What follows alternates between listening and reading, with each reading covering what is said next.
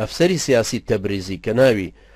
ئەفسەری سیاسی ئینگلیز مەبەستم کە لە تەبریز بوو بەناوی برستۆتۆریسە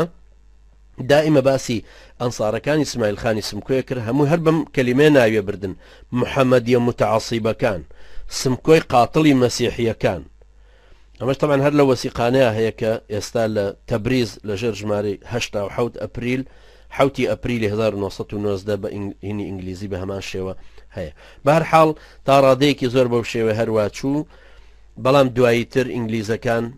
اتفاقێکی ژێرزەمینی تورکیا هەبوو لەگەڵ ئێران کە هێرشێک بکرێتە سەر اسماعیل خان و ئەو ناوچانە بگیرێ تورکیەکانیش هێزێکی عسکەریان هێنابوو بۆ سەر حدودی خۆیان هی ناوچەی خۆیان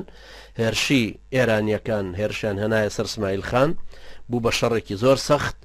تەنانەت بۆ مدەی 4 ڕۆژ بە خەنجەر و شمشێر لە ناو ورمەیە شەڕ بوو وردە وردە سوپای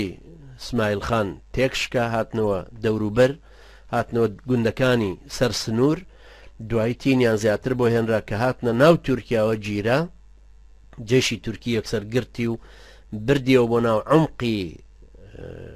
ناو سوپای تورکی و ناو وڵاتی تورکان بەڵام دوای اسماعیل خان توانی لەوێ خۆی قوتارکە و بگاتە ڕەواندوز وەختێکی ئەنزانی کە لە ڕەواندوز دەرکەوتووە پاش فترێک لێەوە هات بۆ لای شێخ محمودی حەفید لە ساڵی 1923 استقبالێکی زۆر گەورە کرا استقبالێک کە شایەنی شخصیتێکی وا گەورە بوو طبعا حتا بەناوی خاوەن شکۆ یعنی ئەو کاتە وەکو صاحب الجەلالە با بڵێن وەکو مەلیکێک باسەکرا هاتەوە بۆ ئەوێ و لەوێشەوە بۆ سلێمانی استقبالێکی زۆر گەورە کرا هەروەکو ڕۆژی کوردستان کە ڕۆژنامەی ڕسمی حکوومەتی کوردی شێخ مەحموود بوو لەسەری نووسی کە سمکۆ بە خێرهاتنی سمکۆ ئەکەن کە پارێزەری کوردستانێکە کە نەرم نابێ یعنی سمکۆ نەرم نابێ بەخێر هاتی خاوەن شکۆ ئیسماعیل ئاغای سمکۆ بەم شێوەیە کە نووسرابووکە لە ڕۆژی کوردستان ژمارە 10 لە 1923 لە مانشێتێکی گەورە بۆ شێوە نووسرابوو کە ئێستا لە ئەرشیفەکانە هەیە بەم شێوە استقبالێکی زۆر گەورەکرا مایەوە لەوێ هەتا فترەیەک اینجا توانی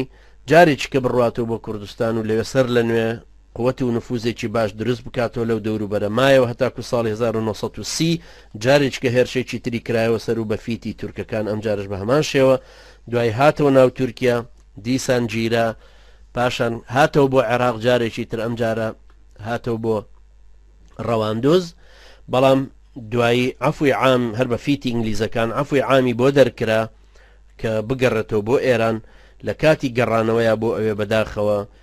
کوژرا لە ساڵی 1930 شا عەفویەکی عامی بۆ دەرکرد کە بگەڕێتەوە ئەوش دوای چەند هەفتەیەک طبعا هاتەوە حاکمی نەغەدە استقبالی کرد بە حجەی ئەوەی کە بێ بۆ نەغەدە شاخۆی دێ استقبالیەکە ڕەزاشا کە وەختێک گەیشتە ناوچەکە لە دواوە لە حادیسەیەکی زۆر غامزە تەقەی لێکرا بڵێن کوژرا بەو شێوەیە سمکۆ فەوتە